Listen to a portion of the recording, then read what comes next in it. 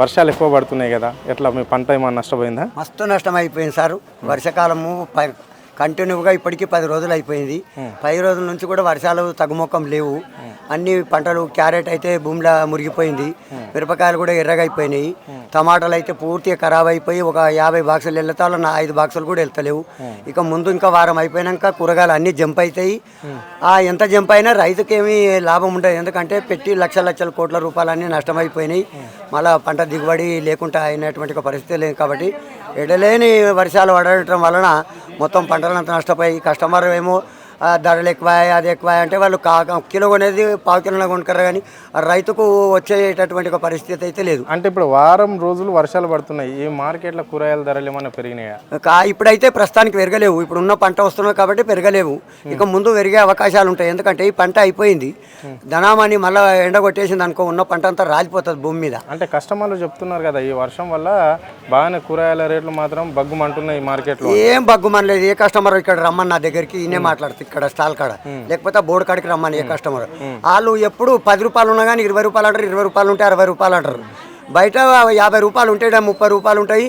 అవన్నీ ఆడ బయట దొరికేటటువంటి వస్తూ ఉంటాయి. రైతు బారులకు ఎందుకు వస్తారు? 23 ఏళ్ళు అయింది వాళ్ళని వాడే పాట వాళ్ళతోనే ఉంటారు. ఎంత కమ్మగా చేసినా పెళ్ళాన్ని ఇదేం చేసినా అన్నట్టే ఉంటారు వాళ్ళ మాటలు, కానీ అవి నమ్మొద్దు అసలు. అది నిజమైనటువంటి ఒక ప్రకృతి కాదు.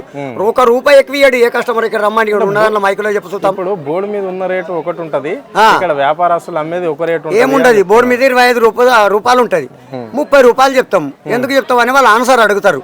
12.5 వాళ్ళు ఇవ్వరు కాబట్టి మేము 12 రూపాయలని ఇవ్వంటని అడుగుతారు. మేము 30 రూపాయలు చెప్తే వాళ్ళు 20 రూపాయలకి ఇవ్వండి, అడగొద్దా, తప్పేమున్నది అంటారు వాళ్ళు. వాళ్ళకి అడిగే అలవాటు ఉన్నది, మాకు చెప్పే అలవాటు ఉన్నది. దాంట్లో ఏమున్నదంట అని కరెక్ట్ చూసి మా చెప్పుడు వాళ్ళ అడుగుడు ఉండొద్దు. నా తన అద్దెకిలో దొక్కోవాలి, నా వెంటనే బోర్డు ఉంటుంది. ఆ బోర్డు చూసి పైసలు ప్లేట్లో పెట్టాలి, వెళ్ళిపోవాలి. దానికి నో అబ్జెక్షన్. ఇంకేముంటుందంట అని అడుగుడా ఇట్లా ఉంటుంది. నా 50 రూపాయలు ఉంటే 20 రూపాయలకు అడుగుతారు. హాస్టల్లో వస్తే పొద్దుమికి 10 రూపాయలకు అడుగుతారు. అవన్నీ ఒట్టి మాటలు. వాళ్ళు బస్తాలు పట్టుకొని వస్తారు, వచ్చి ఆడ పాకిలో ఉంటారు. 4 ఫోన్లు చేసి ఒక మునగకాయ, ఒక కొత్తిమీర కట్ట కొన్నోడే సతాయిస్తాడు. పెద్ద మొత్తంలో కొన్నాడు ఎవడన్నా సతాయిస్తాడా? చెప్పు నిజంగా చెప్పాలంటే. అంటే ఇప్పుడు ఈ వర్షాలకు పంట బాగానే వస్తుందా మరి? అంటే పంట లేదు, సగం అయింది. సగం పంట పోయింది, సగం వస్తుంది. ఇంకా 15 రోజుల కల్లా ఇది కూడా ఆయనతో పడిపోతుంది. వేరే తీయాలే రావాలి, కర్ణాటక మహారాష్ట్ర దిక్కేలే రావాలి. ఆంధ్ర అయితే అతలకుతలం అయిపోయింది. ఇంకా కొంచెం తెలంగాణలో మనకు మెట్ట పొలం కాబట్టి కొంచెమో గొప్ప సగం పంటన పండిస్తున్నాం. ఎప్పటికీ అప్పే ఉంటాడు రైతు. పేరుకేమో జై జవాన్ జై కిసాన్.